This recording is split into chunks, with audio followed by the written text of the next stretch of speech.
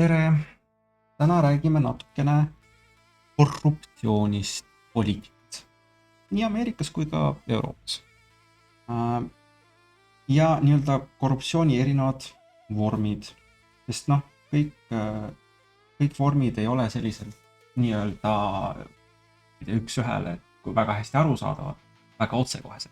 Kõige otsekohasem arusaamine korruptsioonist on see, et keegi tuleb, annab poliitikule raha ja poliitik teeb seda, mida rahapakkuja nii-öelda tahab. See on seadusvastane. Aga väga palju asju on sellised, mis on nii-öelda jokk, juriidiliselt on kõik okei. Ja täna keskendume selle peale. Enne kui hakkame rääkima sellest, ma tahan meelde tuletada, et mis ta oli? Eelmine aasta oli ameeriklastel see major, kes on major? Linnapea vist.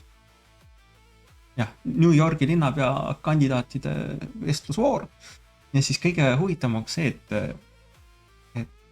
kõik kandidaadid peale ühe ütlesid, et nad lähevad esimese asjana, kui nad saavad New Yorgi linnapeaks, lähevad Iisraelisse külla esimese asjana. Ja kõikidele, kes ei ole Ameerikas, tundub see väga-väga imelik. Miks peaks mingisugune linnapea minema välisvisiidile? Ja kõige imelikum on see, et kõik vastasid ühtemoodi peale ühe inimese, kes on siis meie uus linnapea, see Mandani. Ja põhimõtteliselt võiks ka öelda, et ta sai endale protesti hääle. Aga vaatame korraks üle, kuidas see kõik välja näeb. See nägi väga huvitav välja. The first foreign visit by a mayor of New York is always considered significant. Where would you go first? That's right, Ms. Adams. First visit, I would visit the Holy Land. Mr. Cuomo? Given the hostility and the anti-Semitism that has been shown in New York, I would go to Israel. Mr. Tilson, where would you go? Yeah, I'd make my fourth trip to Israel, followed by my fifth trip to Ukraine, two of our greatest allies fighting on the front lines of the global war on terror. Mr. Mamdani? I would stay in New York City. My plans are to address New Yorkers across the 5 boroughs and focus on that. Mr. Mamdani, can I just jump in? Would you visit Israel as mayor? I will be doing as... Kohe, kui ta vastas midagi, mis ei sobinud nii-öelda skripti teksti järgi, poliitika järgi, kohe see paneeli juhataja või üks nendest juhatajatest soovis täpsustada, kas te tõesti ei lähe Iisraelisse, mis mõttes? As the mayor, I'll be standing up for Jewish New Yorkers and I'll be meeting them wherever they are across the 5 boroughs, whether that's in their synagogues and temples or at their homes or at the subway platform, because ultimately we need to focus on delivering on their concerns. And just yes or no, do you believe in a Jewish state of Israel? I believe Israel has the right to exist. Not As a Jewish state? No, As a state with... Ja kohe, kui ta ei olnud nõus minema, üritatakse teda näidata kui väga moraalselt halva inimesena, kes ei usu Iisraelisse, kes ei usu, et juudid peavad elama ja nii edasi. Põhimõtteliselt luuakse täiesti absurdne süsteem ja hästi absurdne olukord. Equal rights. He won't Not as say a it Jewish has a right to state. exist as a Jewish state. Be very And his clear. answer was no, he won't visit Israel. I said that... That's what he was trying to say. No, unlike No, you, I you answer, never- unlike you you, I never answer said questions no. very Okay. directly. All right. My goal would be to take my first trip to Israel. My wife's life work in this area means a lot to our family, and it could coincide with my young son Miles' bar mitzvah. He'd like to have his bar mitzvah. Okay, but Nagu aru saate, tekitas see videoklipp nii-öelda furoori. Aga jah, räägime siis meie teemast edasi.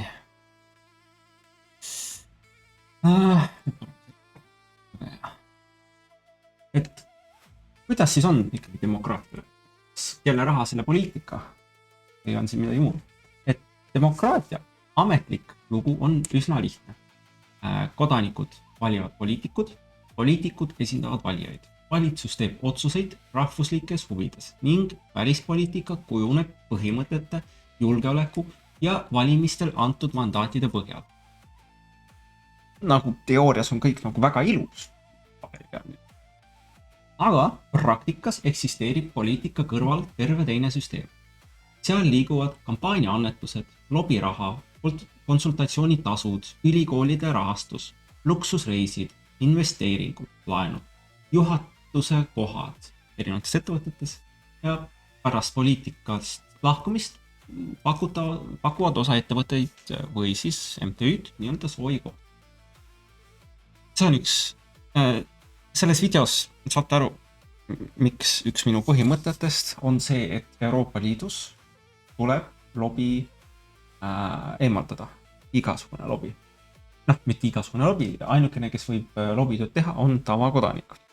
Ning kõik lobikohtumised, kõik lobirahastused, kõik MTÜ-de poolt saadud raha ja kõik muu nii-öelda peab olema avatud registris, kõigile nähtav, kõigile võimalik küsida ja vaadata ja põhimõtteliselt võiks isegi mitte nii olla, et peaks küsima, vaid nad peavad ise, ma ei tea, teevad mingi endale Facebooki lehe, kus nad siis kirjutavad, kellega kohtus ja millest räägiti. Sest see on väga ebavõrdne olukord, kui sa võrdled nii-öelda füüsilise isiku lobi võimalikkuse ja ettevõtte lobi võimalused. Rahad on teistsugused, igasugused reisid, töökohad, mida nad pakuvad.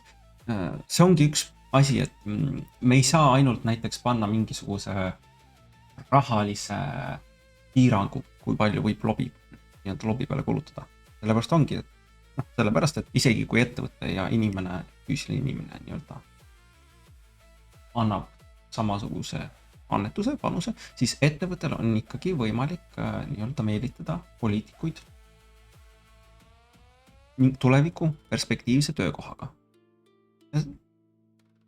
Sellised võimalused on ettevõtetel ja teistel MTÜ-del tunduvalt rohkem kui tavalisel füüsilisel isikul. Aga lähme edasi, kui ma jään siin kaua jaurama. Ja kõik need, mis ma nimetasin, ei ole nagu automaatselt korruptsioon. Välisinvesteering ei ole altkäemaks. Lobitöö ei ole tingimata kuritegu. Poliitik võib mõnda teist riiki siiralt toetada ka ilma selle eest nii-öelda raha saama. Aga mida rohkem raha, karjäärivõimalusi ja isiklikke hüvesi ühe poliitilise suuna ümber koguneb, seda vähem usutavaks muutub väide, et neil ei ole otseselt mingit mõju. Küsimus ei ole ainult selles, kas poliitikutele anti ümbriks sularahaga.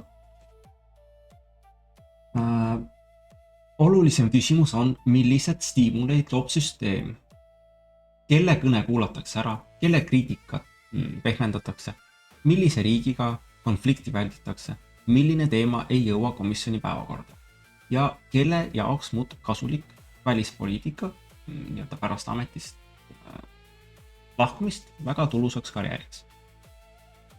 Aga jah, nagu ma ütlesin, kõige nähtavam mõju ei ole alati nagu välisraha. Ameerika näide on huvitav, sest seal on poliitilise raha liikumine Euroopa omast palju avalikum ja suurem.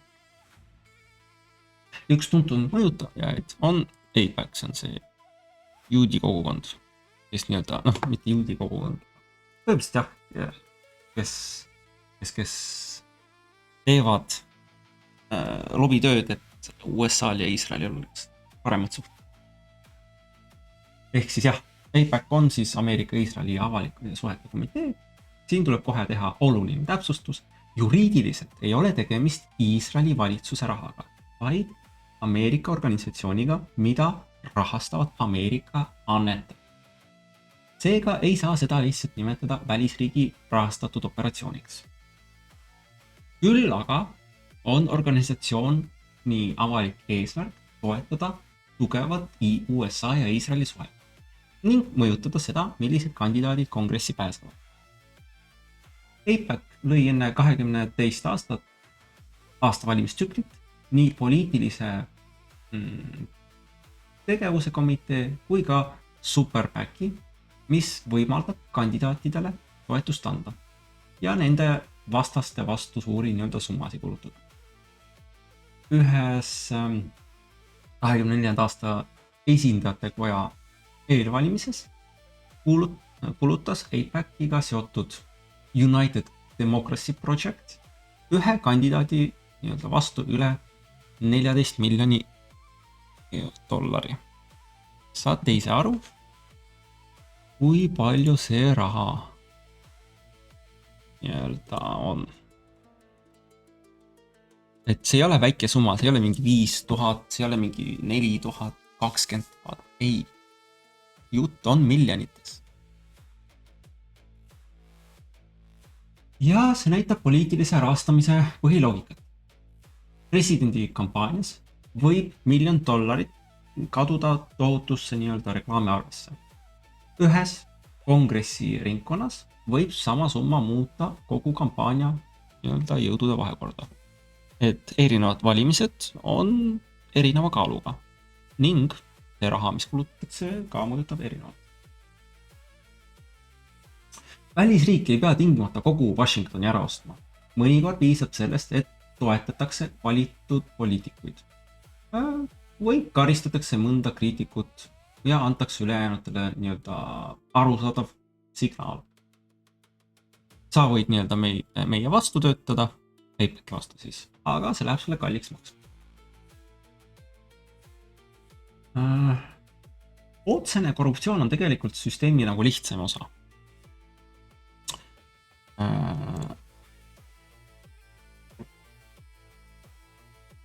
Kui poliitikutele antakse raha ja tema teeb selle eest mingi konkreetse teene, on vähemalt selge nagu mida uurida. Endine USA senaator Bob Mendes, jah, mõisteti süüdi altkäemaksu, välisagendina tegutsemise ja õiguse mõistmise takistamise eest. Tema kodust leiti sularaha ja kullakange ning prokuratuuri järgi kasutas ta oma positsiooni muu hulgas Egiptuse valitsuse huvides. Ja 25. aastal mõisteti ta 11 aastane vangist. See on peaaegu nagu siukene vanamoodne korruptsioon, mida me näeme seal Venemaal, Ukrainas, Valgevenes ja põhimõtteliselt Ida-Euroopa riikides. Mitte kõigis, osades. Raha tuleb sisse, poliitiline teene läheb välja. Kullakang on küll veidi teatrilik, aga vähemalt ei ole mehhanismi mõistmiseks vaja 30-leheküljelist mingisugune eetikaraportit. Probleem on selles, et enamik mõjuoperatsioone ei ole nii otsesed. Nad on diskreetsed. Tavaliselt ei anta poliitikule kullakange. Talle antakse esinemistasu, konsultatsioonilepingu, reisi, juhatuse koha või lihtsalt ligipääsu inimeste ringile, kus liiguvad tulevased nii-öelda kõrgetel ametitel olevad inimesed või siis inimesed, kes otsivad kuhu investeerida. Mõju ostetakse üha harvemini niisuguse suure tehinguga. Sagedamini ehitatakse nii-öelda suhe. Või siis, nagu ametlikult öeldakse, arendatakse sotsiaalset kapitali.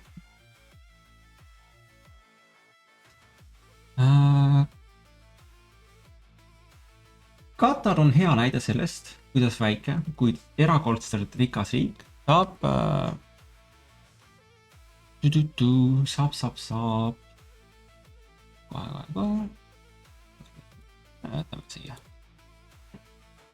hea näide sellest, kuidas väike, kuid erakordselt rikas riik saab ehitada endale mõju palju laiemalt kui tavalise lobifirma kaudu.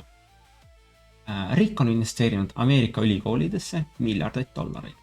USA haridusministeeriumi andmetel oli Katar ka 25. aastal suurim avalikustatud välisrahastuse allikas Ameerika ülikoolides. Ületades ühe aastaga 1,1 miljardit dollarit. Päris suured summad.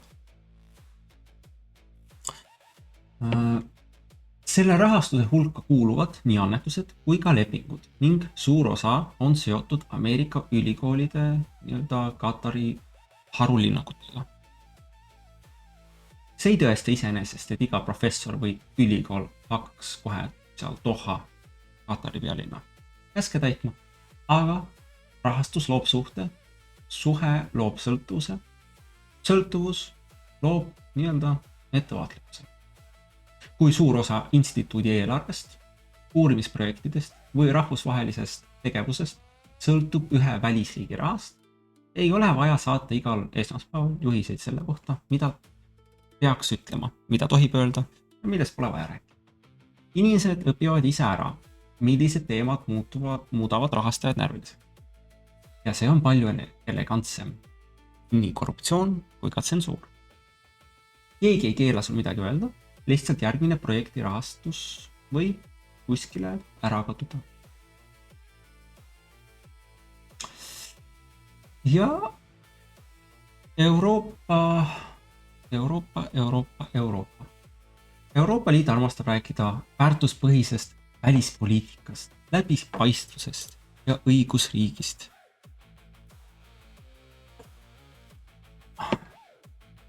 Ja siis tuli Qatargate. 22 aasta lõpus korraldasid Belgia uurijad haaranguid seoses kahtlustusega, et Katar ja Maroko üritasid mõjutada Euroopa Parlamendi otsuseid raha ja kingituste kaudu. Uurimiste käigus konfiskeeriti umbes 1,5 miljonit eurot sularahas.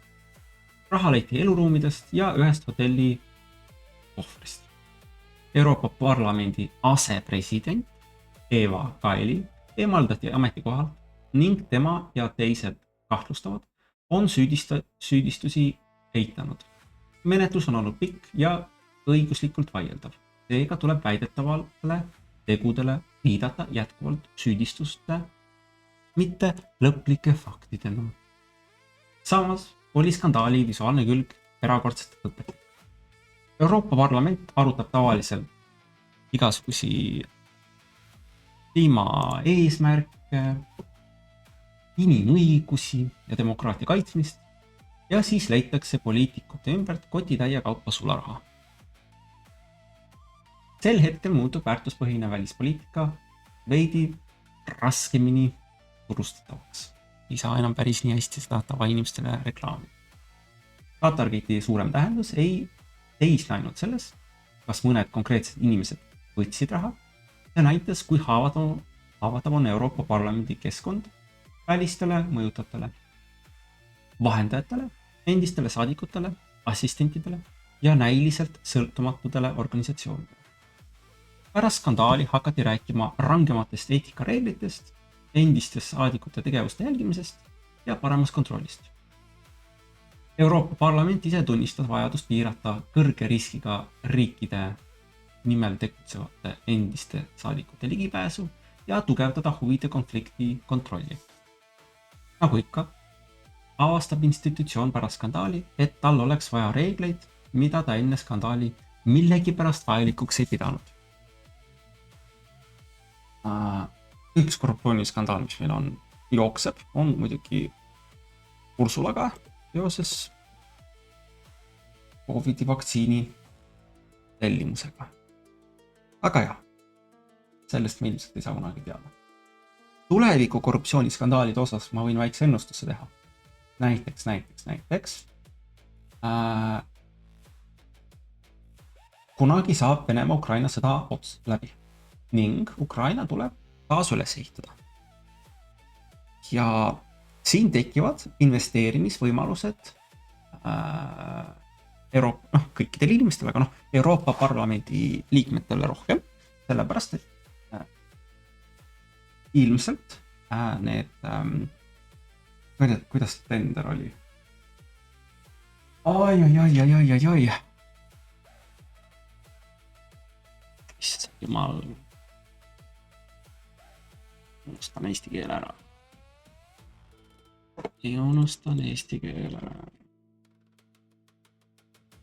Pakkumus.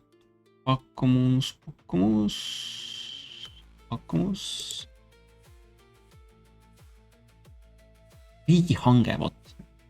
Näiteks. Venemaa Ukrainas sõda saab otsa. Ukraina tuleb üles ehitada ning Europarlamendi liikmetel on parem info selle osas, mis ettevõtted hakkavad tegelema selle ülesehitamisega ning neil tekib hea võimalus investeerida nendesse ettevõtetesse ennem kui see info jõuab avalikkusele. Sest need, mitte riigihange, aga siis hanked ilmselt hakkavad toimuma läbi mingisuguse uue Euroopa, põhimõtteliselt läbi Euroopa komisjoni või sisuliselt komisjoni. Ja see on näiteks üks hea viis, kuidas saab mõjutada poliitikuid. Me anname sulle teada, kuhu investeerida ja sina palun tee seda ja seda.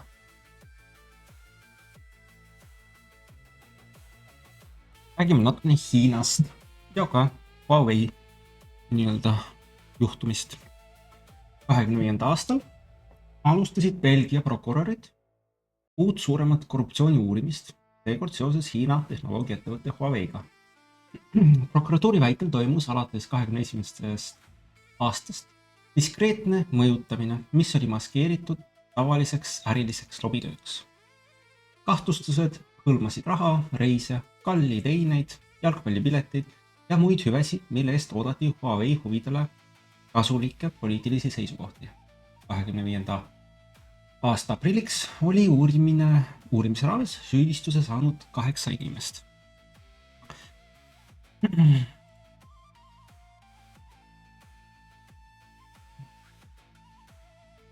Huawei teatas, et võtab süüdistusi tõsiselt ja järgib korruptsiooni suhtes nulltolerantsi põhimõtet. Siin tuleb jälle täpne olla. Huawei on ettevõte, mitte formaalselt Hiina valitsusasutus. Ainuüksi asjaolu, et ettevõte on Hiina päritolu, ei tõesta Pekingi otsest juhtimist. Seda ma lihtsalt pean ütlema, oleks legaalselt kõik õige. Ja et keegi ütleks mulle, et ma olen midagi Hiina vastast rääkinud.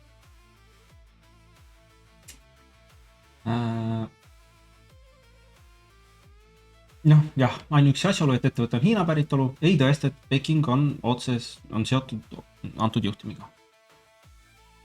Kuid Euroopa telekommunikatsioonitaristu, 5G võrgud ja andmeturve ei ole tavalised tarbekaubad. Need puudutavad otseselt Euroopa strateegilist sõltumatust, seega muutub küsimus kiiresti laiemaks kui see, kes kellele mingisuguseid jalgpallipileteid ostis. Kui strateegilise tehnoloogia pakkuja saab mõjutada poliitikuid, kes otsustavad tema ligipääsu osas Euroopa turule, ei ole kaalul ainult ettevõtte kasu. Kaalul on see, kelle tehnoloogiale ehitatakse Euroopa kriitiline infrastruktuur. Sest nagu me teame, Euroopa ise ei tee mitte midagi. Ei ehita, ei arenda, ei uuenda. Me ostame sisse kas Ameerikast või Hiinast sisuliselt.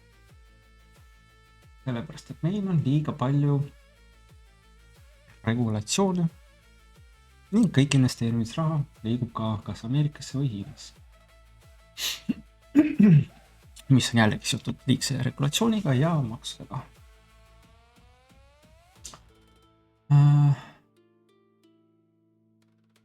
Veel otsesem Hiina mõju näide on Belgiast, kus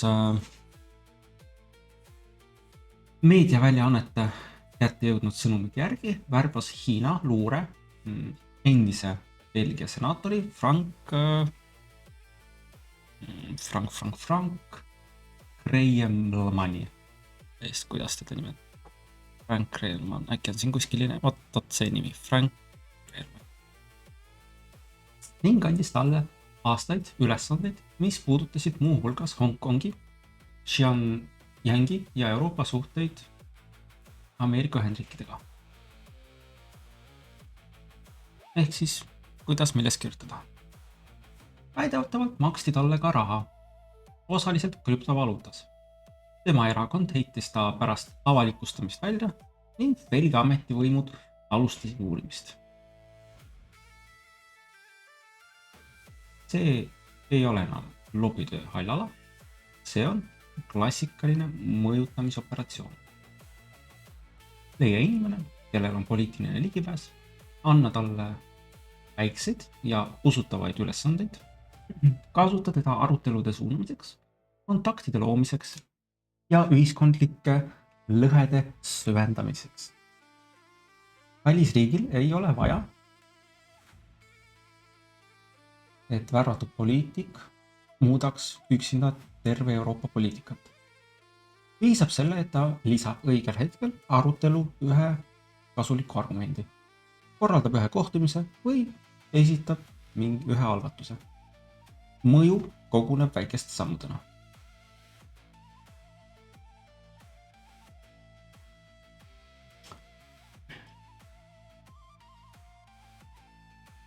Venemaa mõjutegevuse loogika on sageli veel lihtsam. Neid näiteid on palju, aga ma räägin mõnest konkreetsest lihtsalt. Moskva ei pea veenma kõiki eurooplasi Venemaad armastama. Piisab sellest, kui võimendatakse juba olemasolevat viha, usaldamatust ja poliitilist lähestatust.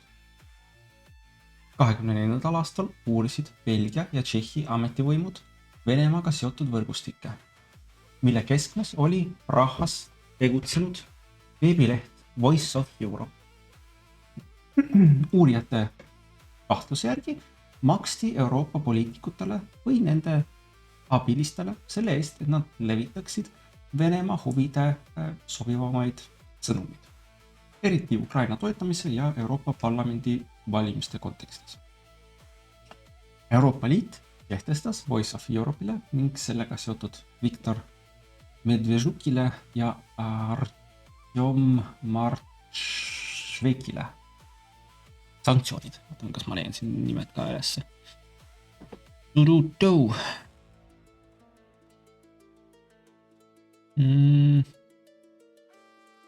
Ühesõnaga kuskil need nimed olid. Eks otsite ise, loete ise.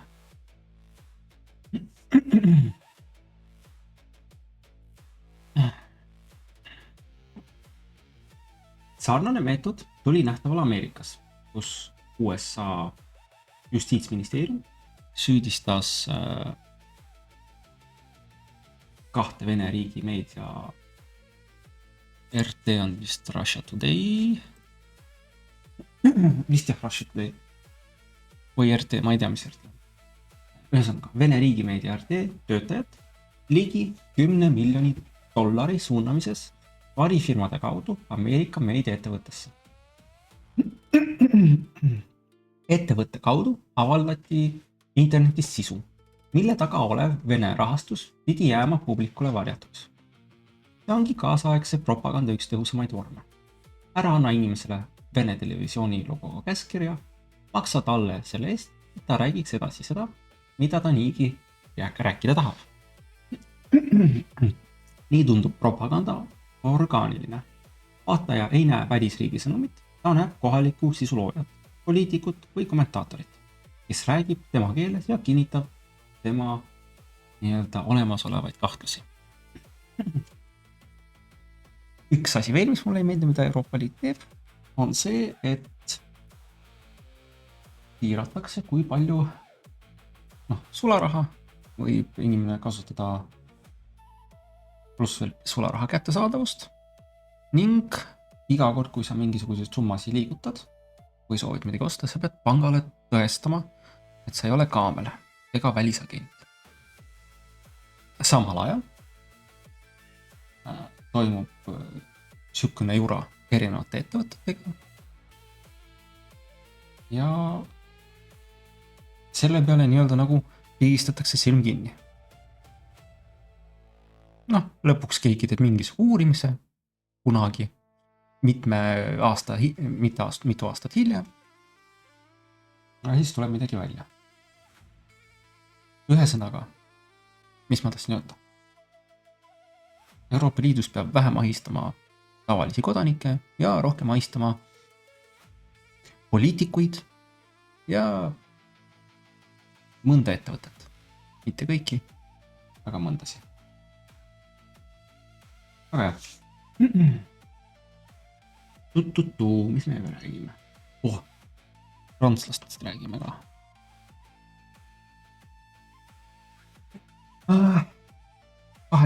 2014. aastal sai Marine Le Peni juhitud Prantsusmaa rahvusrinne, praegune rahvuslik liit, Vene pangalt ligikaudu 9 miljoni euro suuruse laenu. erakond selgitas seda sellega, et Prantsuse pangad ei olnud valmis talle raha laenama. Hiljem liikus nõue teise Vene ettevõtte kätte ning erakond sõlmis võla tagastamiseks kohtuliku kokkuleppe. Pole tõendatud, et laenu eest sõlmiti konkreetne poliitiline tehing. Üks täpsustus, mida ma veel, mitte täpsustus, vaid üks tähelepanek näinud veel, on see, et viimasel ajal inglased ja prantslased, ma ei tea, võib-olla ka sakslased seoses AfD-ga, nad on hakanud piirama nii-öelda teenuste pakkumist nii-öelda poliitiliselt aktiivsetele inimestele. Tavaliselt need on opositsioonis olevad inimesed või parteid, kes on opositsioonis. Ja siin tuleb ka omamoodi huvitavad küsimused. Kas äkki peaks vaatama täpsemalt, kuidas ja miks tegutseb pank? Pank hakkab siin sularahasi piirama tavainimestele, siis ta hakkab mõtlema, et kõigile pole vaja raha anda, kõik ei pea tema teenuseid kasutama. Ja siin tulebki niisugune huvitav koht, kus pangad piiravad sularaha ja seadusega on keelatud teatud sularaha kogusest, teatud kogusest sularaha tehingud on keelatud. Ja siis pank paneb oma teenus, nagu blokeerib sind teenuse kasutamisest. Ja siis tekib küsimus, aga kuidas inimene peab siis maksma mingisuguse elektri eest või mingisuguse teenuse eest?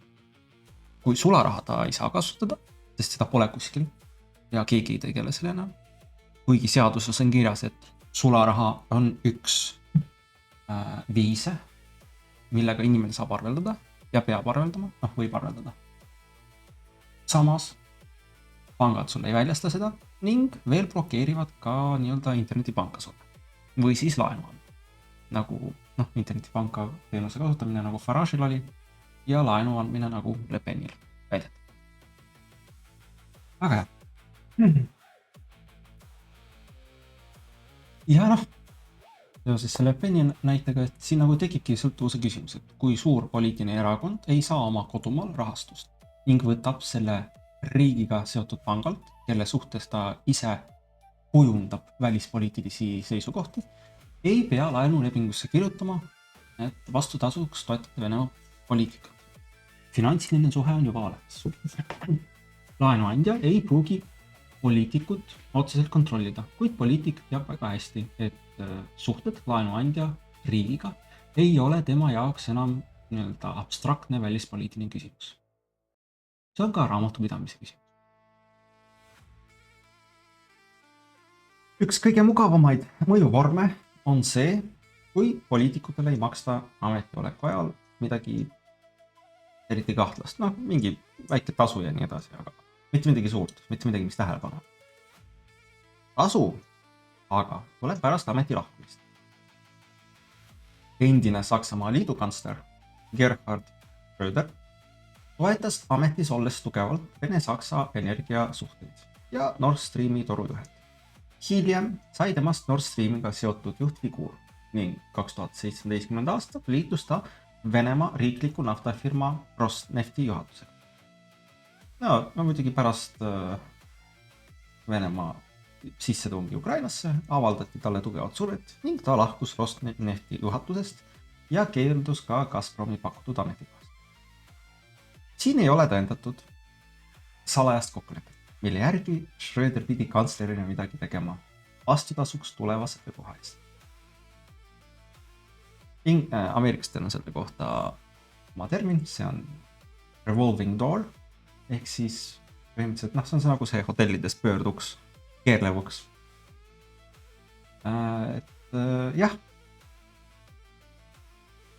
See nagu pöörleva ukse või siis revolving doori probleem ei vaja alati sellist nagu kirjalikku kokkulepet.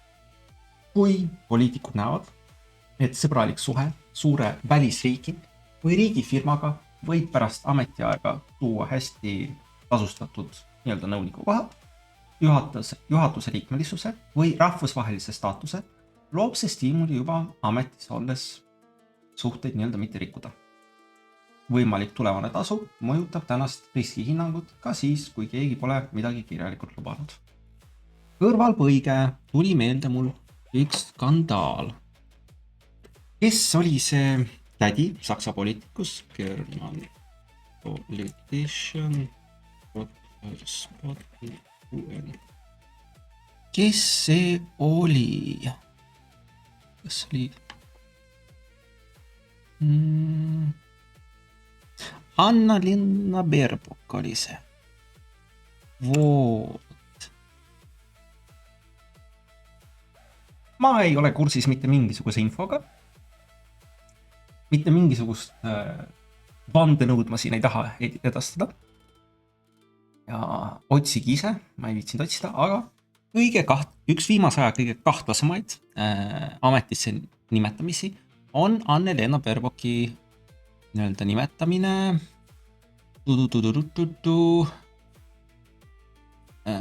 ühinenud UN General Assembly presidendi nii-öelda ametikoha.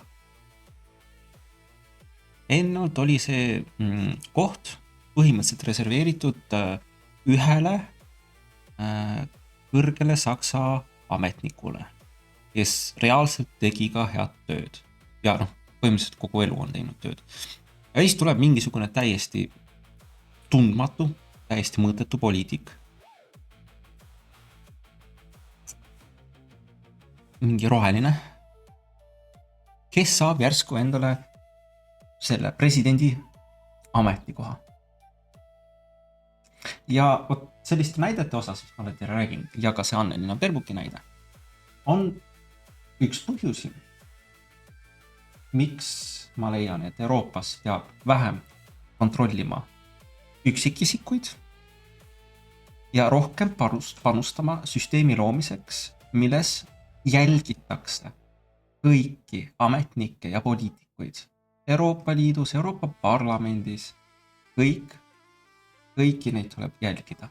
Kuhu nad lähevad, kellega nad lähevad, mis aktsiad neil on, palju neil on raha, kellega nad räägivad telefoni pealt, kellega nad sõnumeid saadavad.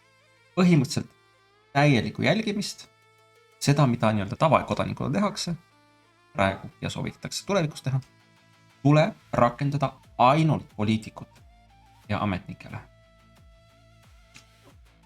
Okei, võib-olla ei pea tavainimene teadma, mida Anna-Lena Baerbock teeb, aga seda võiks nagu kõikide riikide, ma ei tea, ütleme, kõikide Euroopa riikide politseiametid, Interpol ja, mitte Interpol, ütleme politseiametid, kõigi Euroopa riikide omad, võiksid teada, võiksid omada infot. Kuigi tegelikult tavainimene, Euroopa kodanik näiteks, võiks omada ligipääsu sellele. Okei, me ei pea teadma, kus kohas ta elab, me ei pea teadma, kes on tema pereliikmed ja nende nimed, nende elukohad, telefoniaadressid ja emailid. Seda me ei pea teadma. Aga kõike muud me peaksime teadma. Kuidas ta rahad liikuvad, kuhu ta annetab, kus ta saab annetusi, kuhu ta investeerib, kellega ta räägib, kus ta käib, kui kaua ta käib ja nii edasi.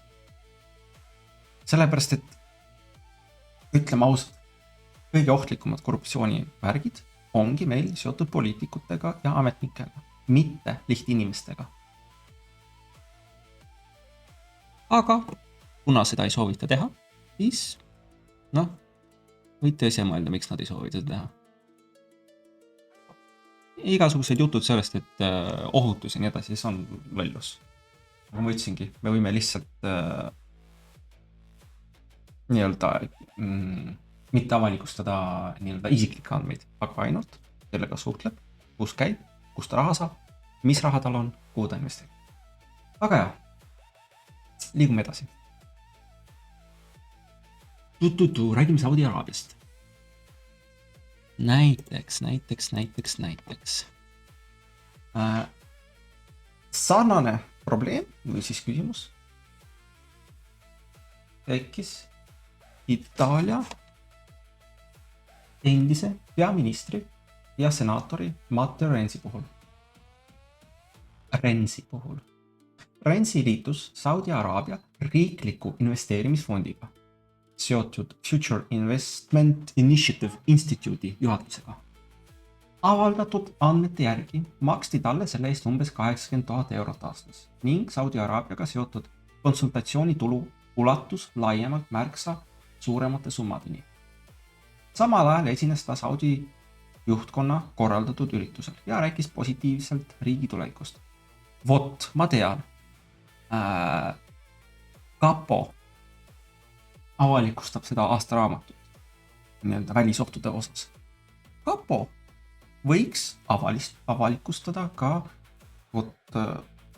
aastaraamatut nii-öelda korruptiivse tegevuse kohta või siis kahtlustuste kohta, millega tegelevad poliitikud ja muud säärased tegelased. See võiks Kapo lihtsalt kogub kõik arved kokku ja lihtsalt aastaraamatu näol näitab, et näiteks senaator Renzi sai nii palju raha ja käis seal kohas nii-öelda hästi rääkimas. Ja siis las iga inimene otsustab ise, mis ta selle infoga teeb. Aga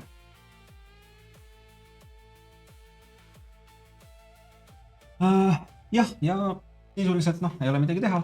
See ei läinud nii-öelda altkäemaksu alla. Ja kõik. Siin ei olegi rohkem temaga midagi räägida. Aga Saudi Araabia sai midagi, mida rahaga on keeruline nii-öelda otse reklaami kaudu osta. Ehk siis sai midagi väga väärtuslikku. Endise nii-öelda Euroopa peaministri kohaloleku, nime ja maine. Selline lahe tüüp käis meil rääkimas, kui hea me oleme. Autoritaarne riik ei pea veenma kõiki, et ta on muutunud liberaalseks demokraatiaks. Piisab sellest, kui rahvusvahelisel laval istuvad tema koos tuntud lääne poliitikud, ärijuhid ja endised riigipead. Ja see pilt, mida te pressiteates või uudistes näete, teeb suure osa tööst ise ära.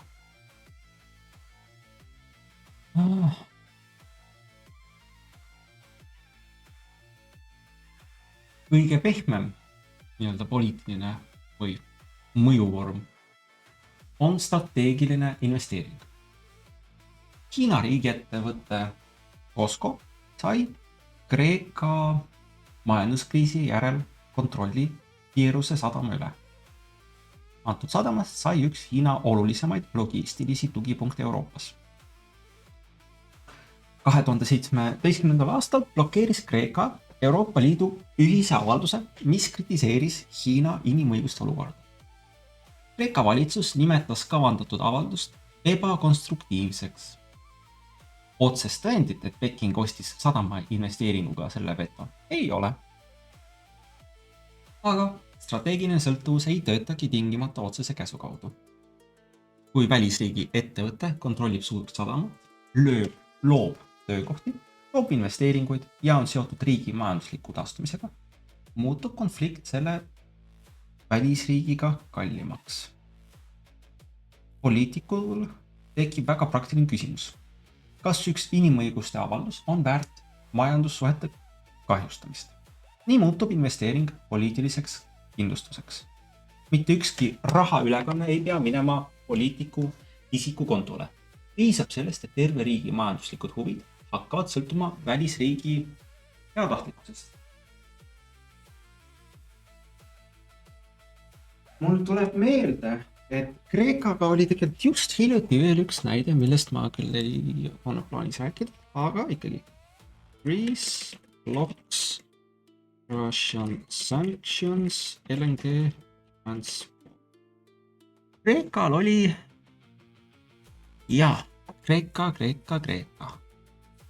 Kreeka blokeeris, issand jumal.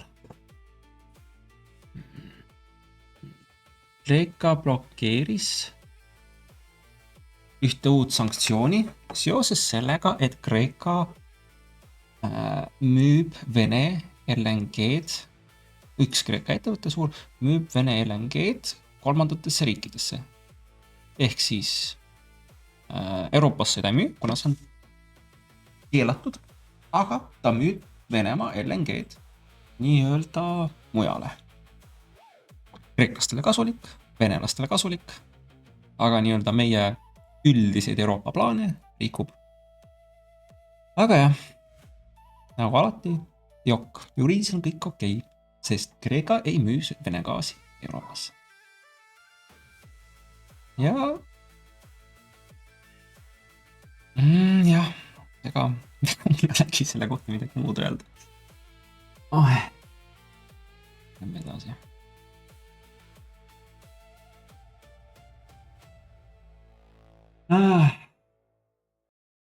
Aserbaidžaan. Aserbaidžaan on ka üks hea näide.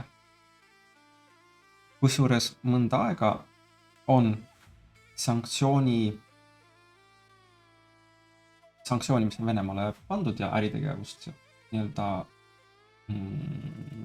mitte kõrvale põigeldud, vaid mööda hiilitud läbi Aserbaidžaani ja teiste selliste riikide. On ammused uudised, aga ikkagi ma toon näite. Et need sanktsioonid ja kõik seadused, mis on kirjutatud, need peavad olema ka kirjutatud pädevalt. Et nad ütlevad teile, et see on mingi 20 sanktsioon juba, ei tähenda eriti midagi, kui need sanktsioonid on kehvalt kirjutatud. Ega me ju ei soovi saada lihtsalt palju erinevaid sanktsioone, mis mitte midagi reaalselt ei tee. Mitte, et ma ei räägi, et ei tee midagi, lihtsalt peavad olema hästi kirjutatud. Germany car import increases to ma ei mäleta, kas oli Aserbaidžaan või see oli kuskil teine. Jaa. Jällegi vana uudis. Aga jah. See on küll enne 22 aastat. Aga see ei ole väga vahet.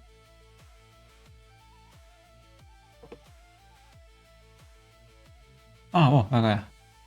Azerbaijan imports from Germany of motor vehicles for transport of goods. Ühesõnaga toimus hüppeline kasv Saksa autode, Saksa sõidukite müügis Aserbaidžaani. Ametlikult muidugi on kõik see nii-öelda äritegevuse kasvamine, aga reaalselt lihtsalt läbi Aserbaidžaani müüakse need autod edasi Venemaale. Sama on kõikide teiste sanktsiooni all olevate toodetega. Lihtsalt. Kuidas ma ütlen, raha ei haise. Aga jah. Aserbaidžaan. Aserbaidžaan nii nimetatud kaviaari diplomaatia. See on täpselt see, nagu see ka. Näitab, kuidas mõjutamine võib toimida külalislahkuse, kingituste, reiside ja isiklike soete kaudu. Juhtum puudutas peamiselt Euroopa Nõukogu parlamentaarset assambleed, mitte Euroopa Liitu, kuid mehhanism on sama nii-öelda Euroopa poliitilises ruumis. Sõltumatu uurimine leidis tõsiseid eetikarikkumisi ja tugevaid korruptsioonikahtlusi seoses Aserbaidžaani valimiste ja inimõiguste hindamisega. Standardi järel karmistati kingituste, huvide deklaratsiooni ja lobitöö reegleid ning mitmele liikmele määrati sanktsioonid. Mõnikord ei osteta poliitikuid ühe suure maksega. Seda nii-öelda harjutatakse mugava elustiiliga. Hea hotell, tasuta reis, ametlik astud, kohalik kaaviar, sõbralikud vestlused inimestega, kes rõhutavad, et lääne ajakirjandus ei mõista nende riiki õigesti. Üks reis ei muuda tingimata kellegi arvamust. Aga kui kriitikust saab regulaarne külaline, muutub kriitika psühholoogiliselt raskemaks. Inimestel on ebamugav rünnata neid, kes seda nii-öelda hästi kohtleb. Aga miks nagu seda süsteemi ei parandata? Põhjus ei ole tingimata selles, et kõik poliitikud on korrumpeerunud, vist enamus, aga mitte kõik. Põhjus on selles, et süsteem premeerib neid, kes raha ja ligipääsu vastu võtavad. Poliitik, kes keeldub jõukate huvigruppide, välismaiste sponsorite ja hästi rahastatud võrgustike abist, peab oma kampaania ja karjääri üles ehitama raskemal viisil. Tema vastane võtab vastu raha, ostab reklaami, palkab nõustajaid, korraldab parema kampaania ja võidab valimise. Seejärel võib ta täiesti ausalt öelda, et keegi ei käskinud tal midagi teha. Tõenäoliselt ei käskinudki. Ja mõjutussüsteem ei tööta käskude kaudu. Ta valib ja toetab ja edutab inimesi, kelle seisukohad on juba sobivad. Need, kes ei sobi, neid lihtsalt ei valita. Neile lihtsalt ei pakutagi. Nad lihtsalt ei saa raha, ligipääsu, kutseid ega järgmist ametikohta. See on palju pehmem ja tõhusam kui otsene sund nii-öelda. Siin on mitte aforism hea, aga selline mõte, et hea poliitik ei ole see, kes on õiglane, aus ja õige asja eest võitleb. Hea poliitik on see, kes võidab järgmised valimised. Aga noh, jah, põhimõtteliselt võib öelda, et täpsustust teeme, et põhimõtteliselt võib öelda, et iga välisriigi investeering ei tähenda automaatselt poliitilist kontrolli või mingit korruptsiooni. Kõnepidamise tasu ei tõesta, et kõneleja müüs oma arvamuse. Poliitik võib toetada Venemaad, Hiinat, Iisraeli, Katarit või Saudi Araabiat ka siirast veendumusest. Inimesi on erinevad. Mõnikord rahastatakse lihtsalt inimest, kes mõtleb niigi sobival viisil. Selles ongi see huvitav asi. Samuti ei saa kõiki välisriike käsitleda ühetaoliselt. Demokraatliku liitlasriigi lobitöö, eraettevõtte turundus, autoritaarse riigi luureoperatsioon ja otsene altkäemaks ei ole üks ja sama asi. Aga just sellepärast tulebki vaadata mehhanismi. Kes maksab, kui palju makstakse, kas rahastus on avalik, kas sellel on poliitilise otsusega otsene seos, kas poliitik deklareeris oma huvid, kas rahastaja kontrollib strateegilist infrastruktuuri, kas tasu tuli ametiajal või mugavalt kohe pärast seda. Läbipaistvus ei tõesta süüd, aga läbipaistvuse puudumine muudab süütuse väite märksa vähem veenvaks. No ja suurem küsimus on muidugi suveräänsuses. Rahvuslik suveräänsus ei tähenda ainult seda,